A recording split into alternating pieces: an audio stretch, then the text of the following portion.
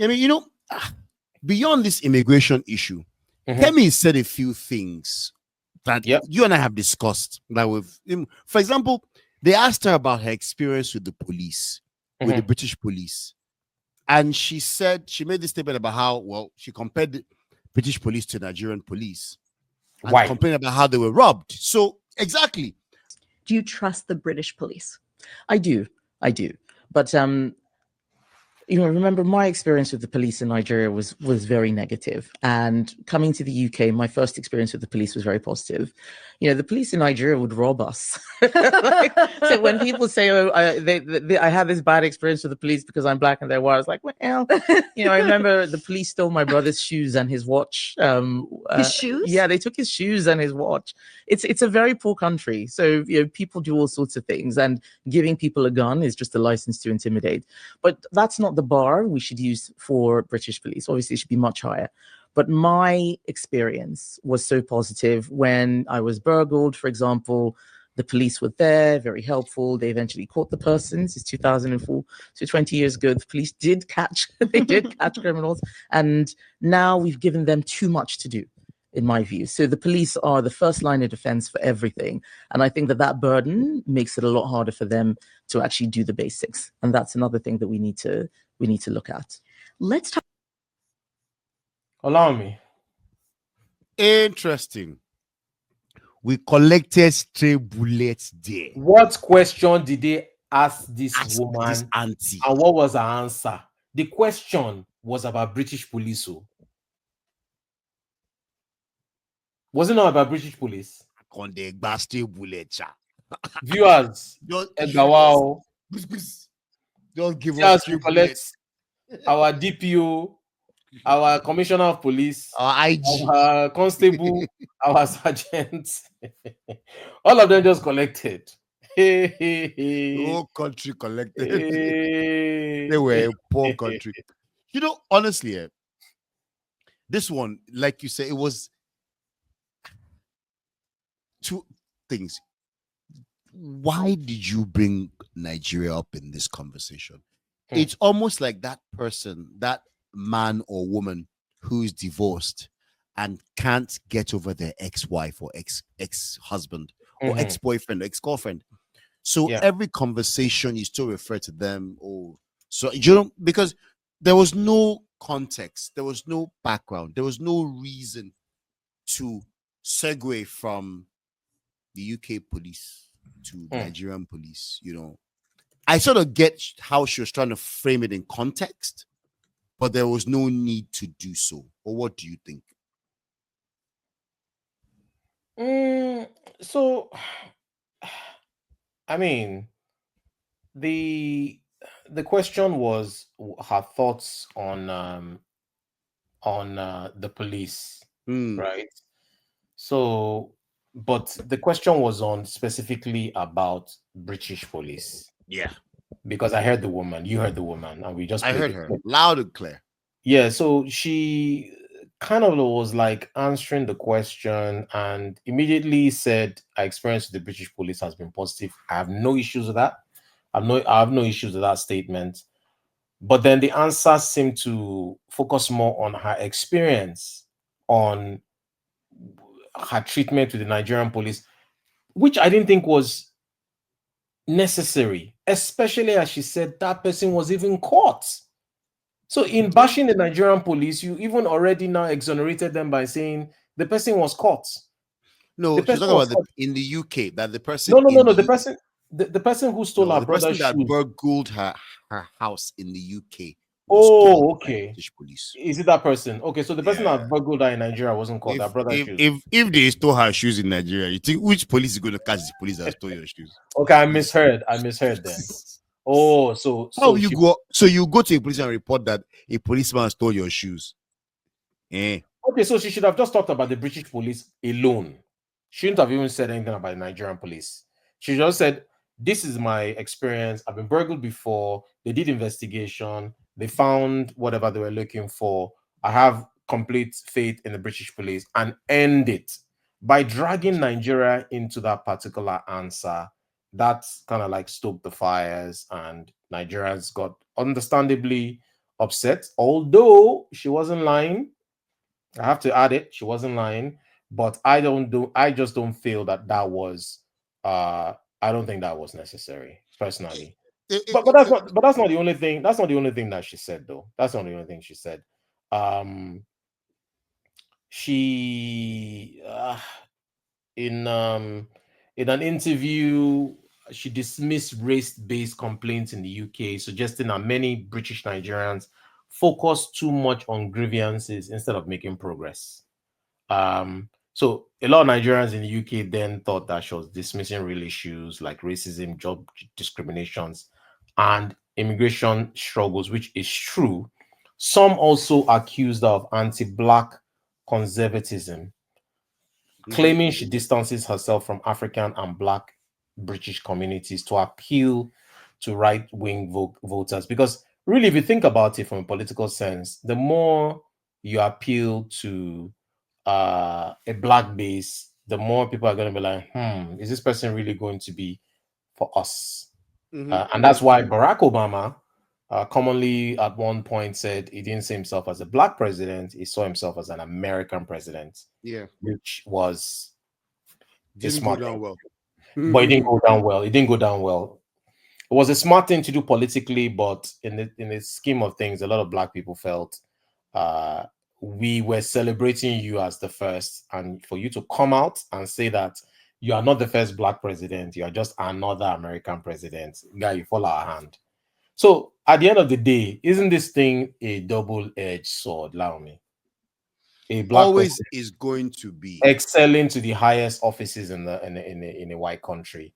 All Where do they as stand? an immigrant, yeah, you're always going to jump twice as hard, run twice as fast, be 10 times as whatever it is, whether they're Asian, white, whatever the local tribe is, you have to be more hardcore than them to be one of them. Mm, You mm, have to. It's quite. I don't. I do see how if you're the white person or you're mm, the establishment and you're seeing, look, it can't be easy to be the UK and have British, an Asian prime minister. You know, they've had like a series of these. So I guess if you're the establishment and you've mhm, watched the Rishi Sunak be prime minister, you've watched a bunch of things, and it's looking like you're losing your country. I think the only way to appease you, for an immigrant politician to appease you, is to speak to the heart of the issues that bother you the most. mm, And one of those issues would be your security in your place. So you mm. hear the stories about how in the US the fear is that white men are now becoming endangered. That the risk is that they accuse the Democrats of having an elaborate, deliberate policy Mm. to sort of outnumber the white men with immigrants so that they can take over the economy, take over the politics, and co. I think if you're a native, and in fact, that's not even the word because the Americans are not, the whites are not native to America now. They actually are immigrants. But Yes. in the context of the UK, where the white people are native, then I guess if you're trying to win their votes, Mm. then you've got to convince them that you care about the issues that matter to them. And if you cannot convince them of those matters, then you can't. You have no chance. And if you're a white man, I think it's easier for you to run to speak on immigration without necessarily being so hardcore. But when you're an immigrant yourself, I think you have to sort of go and say, I'm not about to open the country for every other immigrant like myself. I think that's why you see an immigrant be tougher on immigration than you sort of than the natives themselves, because the perception is that you will be soft on immigration because you're an immigrant yourself.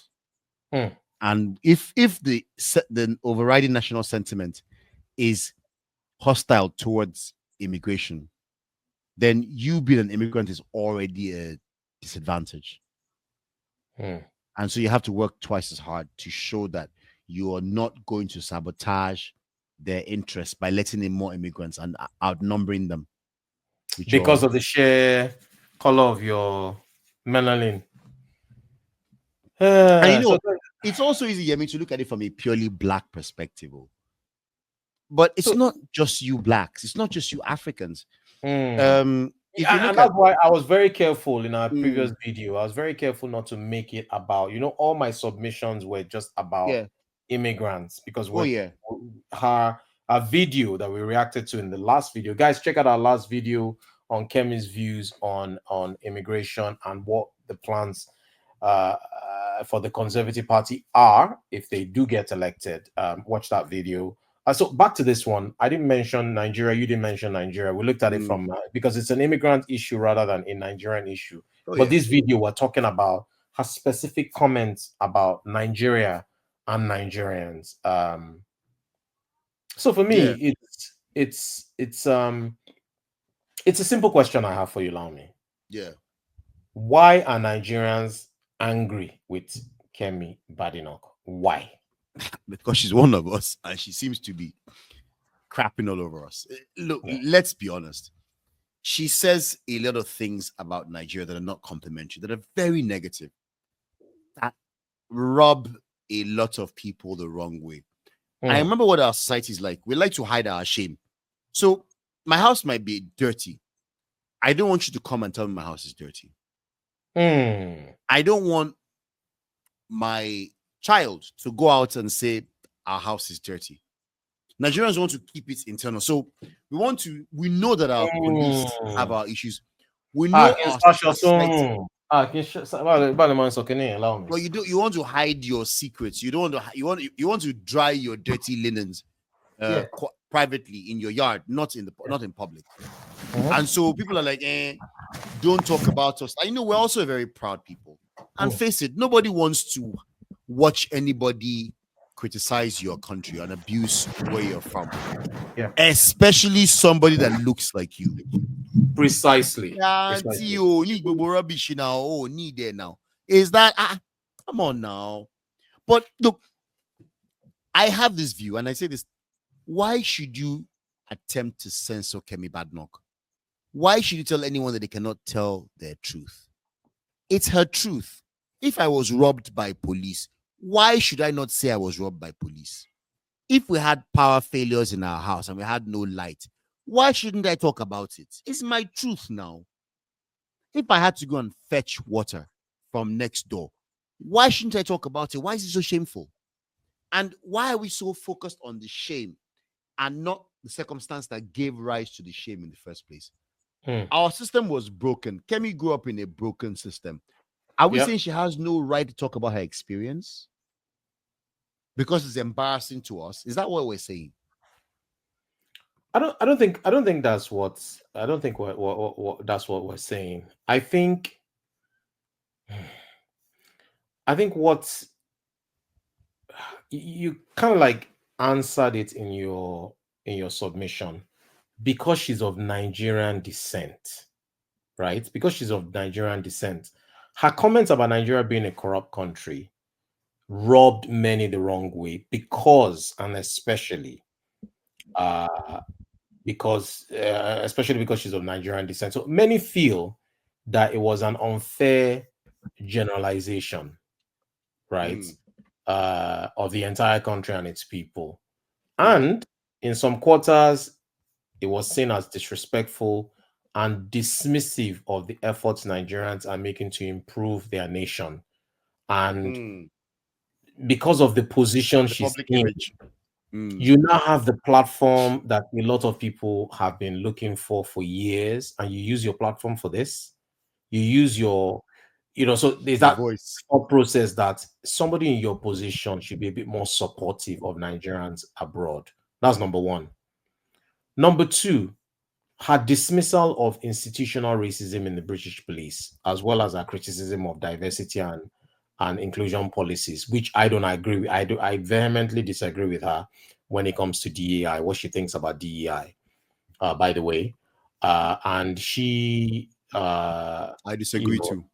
Yeah, I think it's hurtful. I think a lot of Nigerians globally and in the UK may see her as somebody who's out of touch with the struggles of Black and ethnic minority community. And sometimes that happens when you move from a tax bracket to another tax brackets. You just get out of touch. It happens. It's some of the consequences.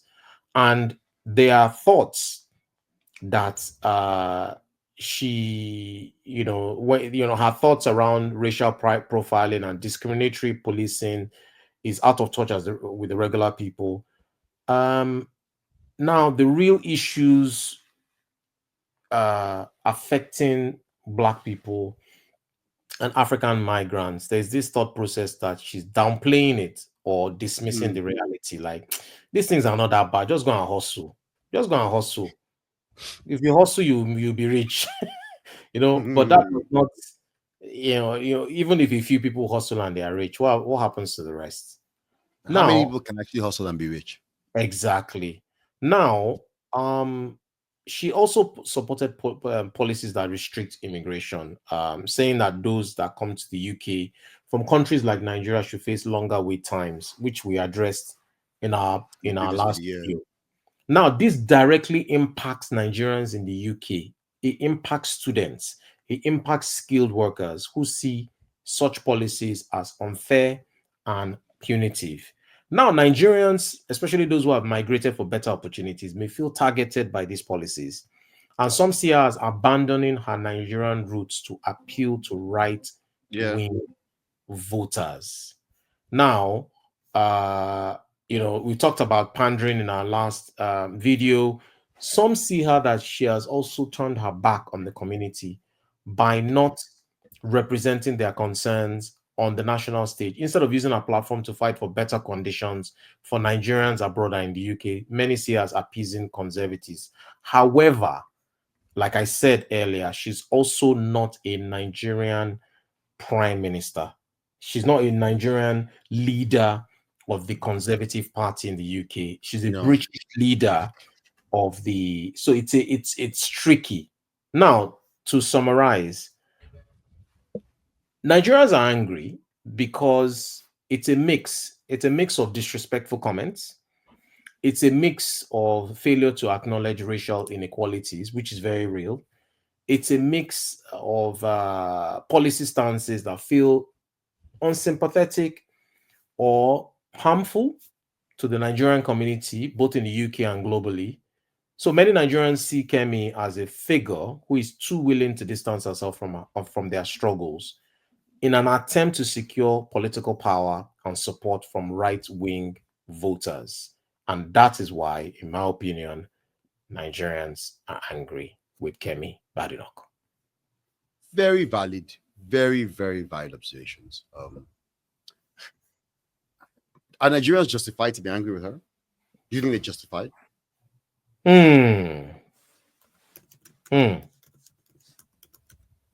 Yes and no. Yes and no. Let's hear the no. So Nigerians are not just. So what's your question again? Are they justified to feel that Nigerians justified to feel angry with Kemi? Yes. No, I talked about that already. I think the anger. So I think your question is, why are they not justified? Yeah. So why do you think they're not justified? What's the yes for you? Because our comments about Nigeria being corrupt as a country is not a lie. Now, it's not a lie because there's actually a transparency index on corruption. We're almost at the bottom of the league table. If that was EPL, would be relegated or getting close to being relegated. You'd be relegated. It's a candid reflection of reality. Do you understand? Corruption is not be today. We don't start to talk about corruption. It's a long-standing endemic issue, decade after decade.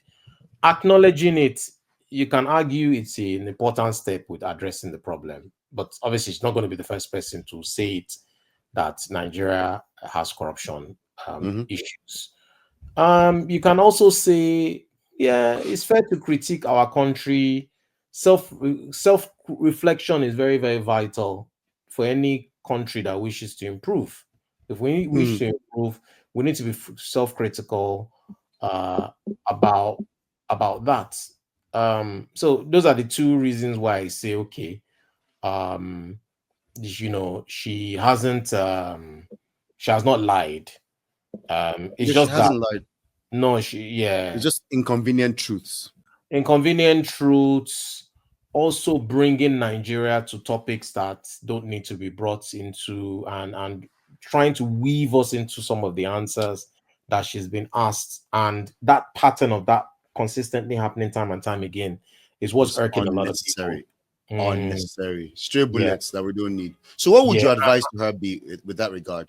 Maybe less of that, unless maybe she has some data that we don't have. It will bashing Nigeria more help our political cause to become prime minister?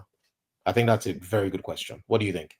Will it? You know, I don't think so. I don't see how bashing us. It will, yes, pander Mm. and appeal to the most extreme parts of her party. The people who want to see that stance, but at the same time, okay, I don't think it will lose her votes per se. It might not help, but I don't think it will harm her. You don't think it will Are there harm her? people? Mm. Are there people who would say, "I won't vote for Kemi because she's disloyal to her fellow Nigerians"? There's a British voter out there that says because this Kemi Badenoch woman is disrespectful to her families, to her her fellow Nigerians or fellow people of Nigerian, to her fellow people of Nigerian origin, that I'm going to not that I think she's disloyal, therefore I won't vote for her. I Hmm. don't think so. I don't think so. think that calculation even works. So could she lose votes because of it? I don't think so. Yeah, I think but yeah, I don't see it. I would still say, look, can you just not talk about us? Can you just not yeah. That's the don't advice. play up the negative part about us? But don't. by all Yeah. means, tell your truth. So I think my thing would be if somebody asked you a direct question concerning Nigeria, by all means, give an answer that's direct to the question asked. But if somebody asks you about the British police, then why are you talking about something that happened 15, 20 years ago, That the British halfway police didn't do across to the road? you. Yeah. I think that's What's the just relevance? kicking a man when it's done. What's the relevance of it? But in terms of talking about our corruption, Nigerians, we're the biggest noisemakers about our corruption. We talk about it every day. We talk about our corruption. But so there's nothing wrong for me in her talking about it if the context is Clear. as if the context warrants it. Yeah, before I said, yeah. If somebody asks you about corruption in Africa or corruption in Nigeria or corruption in the UK, in fact, they have to ask you specifically about Nigeria.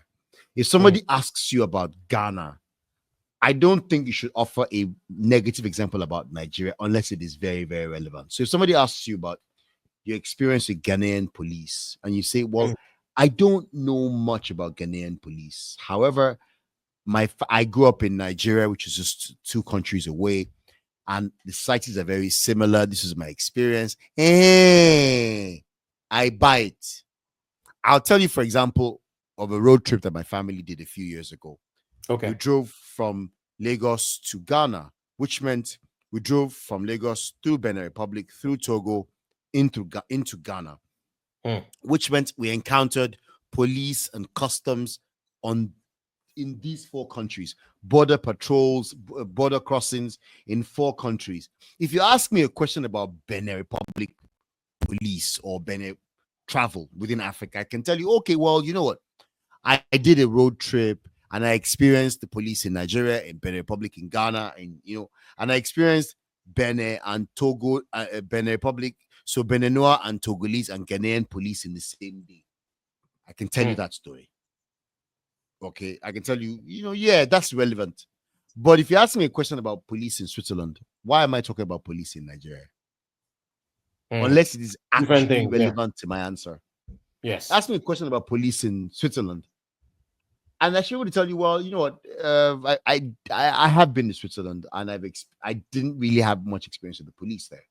I can then tell you, well, I had an encounter with police in the UK or in Ireland or wherever it is, other European countries I've been to.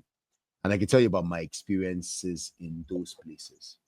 it's relevant. Ask me about my experience with police in the UK, and I can tell you about being scared in the US. I can tell you about how driving down the highway in the US one night, I can see in the mirror there's a police car behind me, and that guy is following me for a good 15 minutes. Okay. I can tell that story. You know, it's relevant. But I'm not talking about Nigeria now, in that context. Relevant now. Yeah. Relevant now. But what do you think? Yeah. I just want to like round up on this one. For me, you see, when people make divisive comments, you always have to ask questions. What is the short-term goal and what is the long-term goal? Right? So for me, the short-term goal is she will appeal to certain right-wing voters in the UK who are already frustrated with issues like welfare in terms of benefits, perceptions of corruption in foreign countries, issues like immigration. She will appeal to those people short term, right? Now, these comments that she's been making, that can help her popularity within certain conservative circles, right? That prioritize national interests and focus on national sovereignty. Two, some parts of the UK population support politicians who take a tough stance on immigration and call out problems in migrant sending countries like Nigeria. But the long-term consequences are this for me, right? Bashing Nigeria could make her lose trust and support within the Nigerian and African communities, Or the not just immigrant Nigerian, communities, yeah. Nigerian and African communities, both in the UK and abroad. And as I mentioned earlier, many will see her comments as disrespectful and dismissive of her heritage. And most of the comments that we're seeing on all the social media platforms are alluding to what I've just said, right? Now, especially when there are so many Nigerians working to improve our country, their country, right? Now, these communities, whether you believe it or not, they still represent a significant voter base. If not, the last 2-3 PMs wouldn't have gone to Redeem Church in London to go and appeal to the church there. What's the name of James Cameron did it? He went to the church. He went to Redeem Church in the UK. We had so many of those kind of things, trying to get like votes, etc. Now, it also undermines our authenticity. So, as a politician with Nigerian roots, I think Kemi Badenoch is walking a fine line. I think she's walking a fine line here. If her comments come across as disowning her heritage, which it does, or pandering to a conservative agenda, it could damage our credibility and our authentic self, especially in a multicultural country like the UK. Some voters may question her commitment to representing the interests of all citizens, especially if she seems to be prioritizing political gain over honesty. Now, even within the Conservative Party, there may be some backlash from some more moderate members or those with strong ties to immigrant communities, like those married to Nigerians, for example, right? Could be. Now, some conservative leaders might also worry that bashing Nigeria or any country for that matter could damage any kind of diplomatic relations between the UK and those countries. So to conclude, while bashing Nigeria or focusing on its flaws may help Kemi to gain some favor with specific conservative members, it could harm our prospects in the long run, because becoming prime minister requires the ability to connect. You're connecting with a broad range of voters. Now you're alienating a large diaspora community by disrespecting, your own heritage. That could undermine that goal. A more nuanced, unifying approach that acknowledges the challenges while showing respect for the country and its people, that may be a more practical and effective way to get to the top. What I mean by that is you give a criticism or a flaw, then you talk about how one young 13-year-old mathematician solved got an admission into Cambridge University. If you just go online, there's so many young Nigerians that are doing Immigrants, so many young great, immigrants. great things. Even in Nigeria, I'm not even talking about even in the UK. Even in Nigeria, they are there. In the UK, that they are there. So balance it. I'm not saying the things that you're saying are flaws, but if all people are hearing is flaws and they're not hearing anything positive, there could be some self-hate going on. I don't know. But in politics, everything's fair game. But so do you really, really think that somebody will refuse to vote for Kemi because she's bashing Nigerians? Maybe Nigerians would, yeah. I can imagine that Nigerians would, or The immigrants vast majority, would. no. Immigrants The vast would majority may not have even heard these things that we're even saying. But These things are probably Nigerians are probably more focusing on these things than even. Yeah, that's what I'm thinking. That her base probably doesn't even care about this storm in a teacup.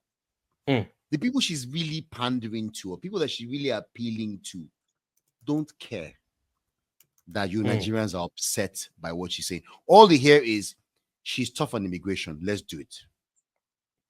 Having said that, I'm looking at everything that's going on in the US right now, and I don't have as much faith. I feel like you have too much faith in voters.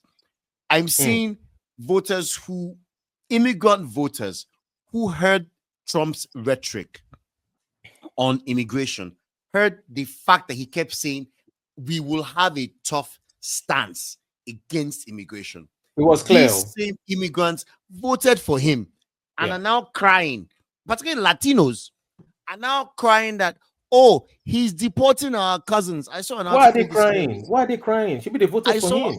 I saw an article this morning, and then I watched some interviews where Americans are complaining that, one guy was saying that he's a Latina, he's a Latino. He's saying that I have my papers now, but I have relatives who are in the US who have no papers, who are hardworking, honest, law-abiding people who just want to live a better life.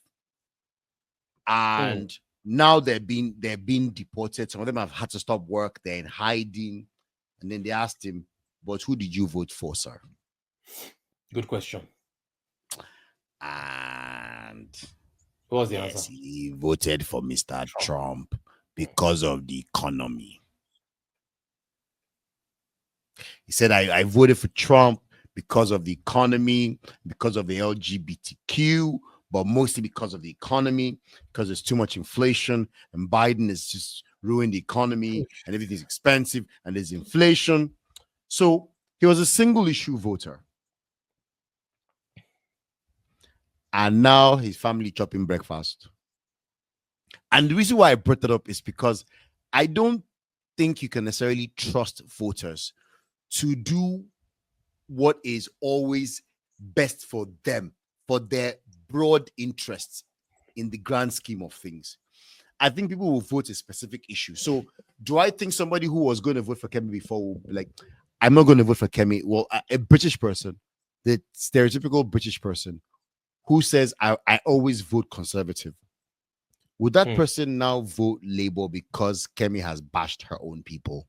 Nope. Allow me, we both know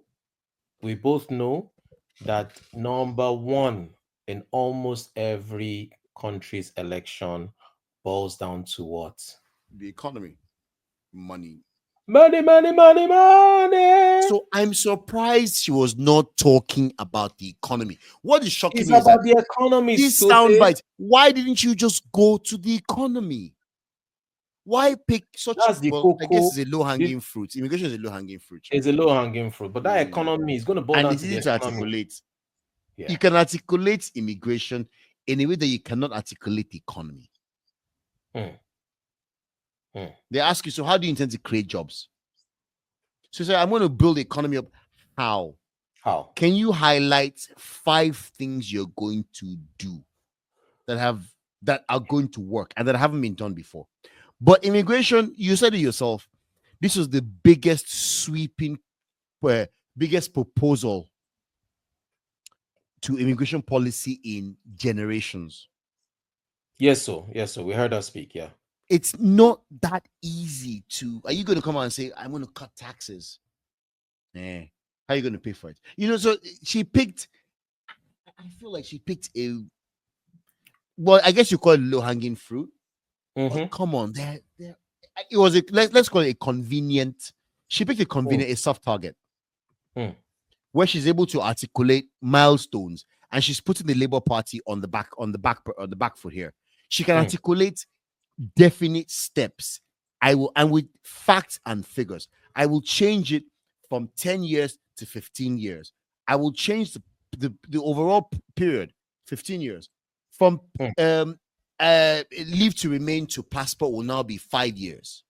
So it's not just home free after 10 years. No, it's no longer 12 months and I'll be free. No, another 5 years. So now these are sound bites that you can quote. These are headlines that you can put out there. Kemi proposes 15 years immigration. Kemi proposes 5 years. You can pick these things up in a way that an economic policy might not necessarily be so easy to pick up, put out there. It was an obvious thing. Yeah. And then you have people who have abused that. Mr. Femi Fani-Kayode, for example, has gone there. I'm not going to talk about what FFK said about Kemi Badenoch. I'm not going to talk about it. Right. There's no point. FFK is not exactly a bastion of... I rest my case. I lost words. I feel like on this podcast, on this channel, I am going to talk my way into trouble one day because I don't have a filter and I have strong opinions on a lot of things, like Mr. FFK. Like Mr. FFK, who described Kemi Badenoch in terms that I want to ask him, bros, did you look in the mirror before you said these things about somebody else? Did you look in the mirror and see how evil you are perceived? And then he goes, I'll quote, she says, she said that lizards ran out of the taps where she grew up in Nigeria and that there was no running water. This, of course, is a lie of the century, given the fact that she was raised and lived in Victoria Island, which is one of the most opulent areas of Lagos. But Yemi, you lived in 1000 now. You lived in VI now. Yeah. Did you guys always have running water? Nope. Did you guys always have electricity? So from people your own experience, people got trapped in elevators in 1004. So from your own experience, Yemi, can you relate to the things that Kemi Badenoch said, or rather to things that Kemi Adegoke experienced when she was growing up in Nigeria? Yes. You can relate. So yeah. Kemi And is even not a people liar. that I know that lived in the wider VI area, regular times. Yes. Because you also have a generator doesn't mean it worked all the time, or you had diesel. The fact that you had a generator meant that you didn't have power. Precisely, because it's a backup. My family lived in Lekki Phase 1 when there was no power. All right, we were not on the grid. Yeah. This Lekki Phase 1 that everyone's talking about now. All right, we lived there. We were not on the grid. So if I say we lived in a middle class neighborhood and we had no electricity, we were not on the grid, would I be lying? Nope. So we were home. We were in our house the first time that NEPA energized Lekki Phase 1. I was awake. I was in the house. It was a Sunday afternoon, if I remember correctly. And everyone was screaming because we relied on our generators. Everything we did in our house was on the generator from morning till night. And so I can tell the story of when they first of all connected Lekki Phase 1 to the grid. So if I tell you that, we lived in this house in Lekki Phase 1 on the waterfront and we had no electricity. Someone says, he lives in the waterfront house. Yeah, all of the rich people. How can you say he had no electricity? But we had no electricity. and we had no running water. We had a borehole. Now, what happens if you have a borehole and you have no electricity, and sometimes your generator packs up? You have no water. And so if you find yourself in a place where there is no electricity and your generator is not working, you have no running water on that day. And if you need to go to work, or you need to go to school, or you need to go out on that day and you have to have a shower, you are going to get a bucket and go to your neighbor's house to fetch water. Absolutely. Absolutely. So where is the lie in that? We all remember stories of growing up and police obtaining you. You get to a checkpoint and they obtain you. We all remember stories like that now. They called it obtaining. Yes, sir. It's not. We had a friend that was killed by police and dropped in the boot of his car. God rest his soul. It's been almost 30 years. This particular child, I remember him. We had just finished secondary school, 1994. It's 30 years. In 2025, that young man has been dead 30 years. And he was killed by police.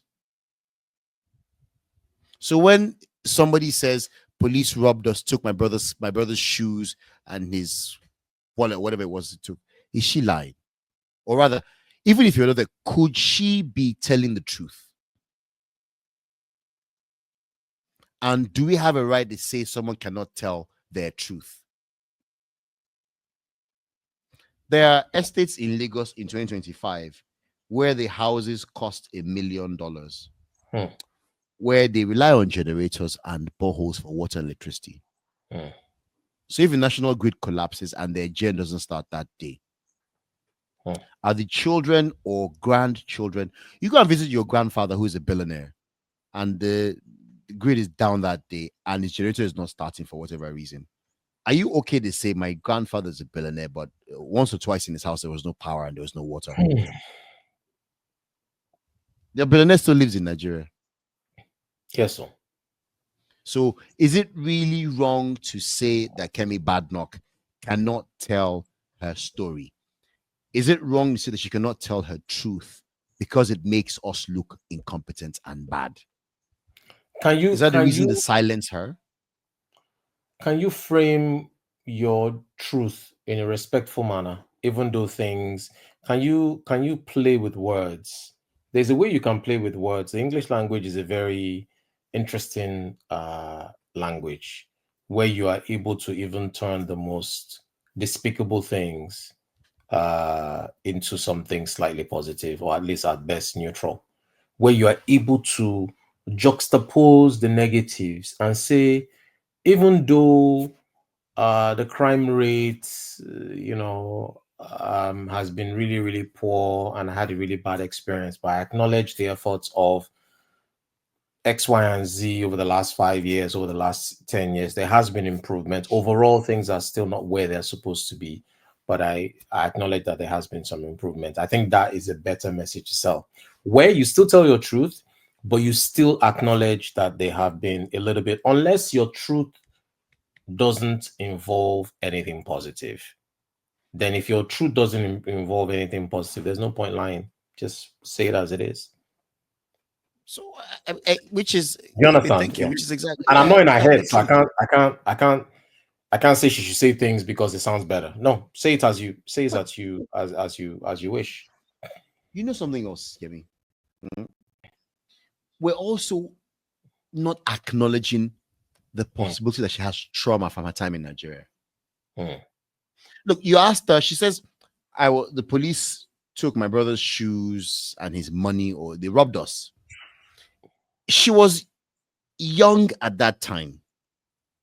Let's say she was 21. Let's even say she was 21.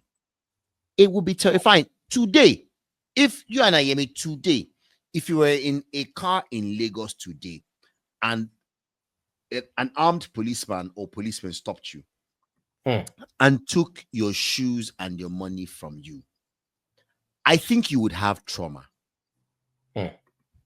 So I'll admit, I have trauma when it comes to Nigerian police. I've had a few experiences that I I've been kidnapped by police. I have, I've had police do stuff to me.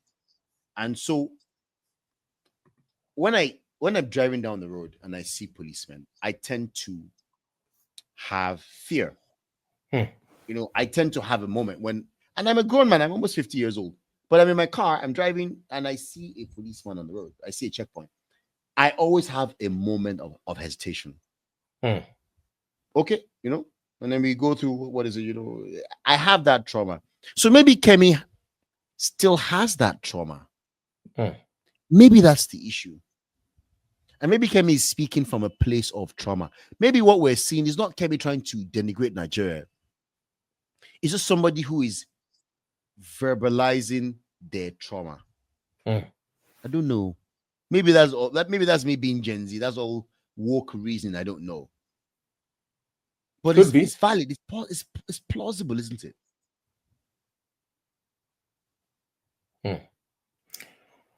Definitely, we'll watch this space. Guys, if you're new to our channel, please subscribe, like, share. Let us know what your thoughts are.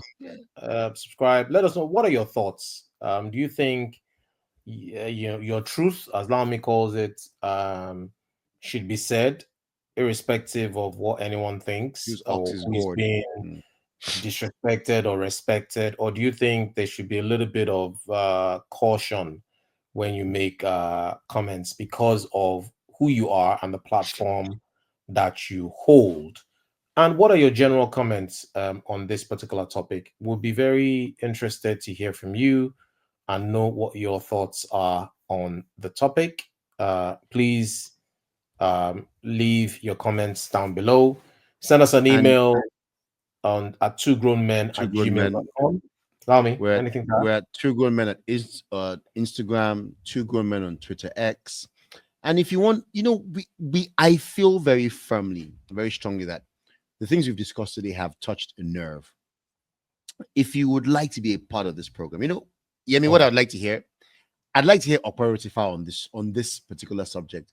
Would have a field day talking about this issue. But if you want to join us on this show, please send us an email at twogrownmen@gmail.com, and we can bring you on stage, and you can be part of this conversation or any conversation at all that you want to talk about. Okay. Thank you very much for watching us, and we hope you enjoyed this show. Thank you and have a great day. Yemi, it's been a pleasure as usual. Odaro. Absolutely, sir. Absolutely. Guys, see you in the next one.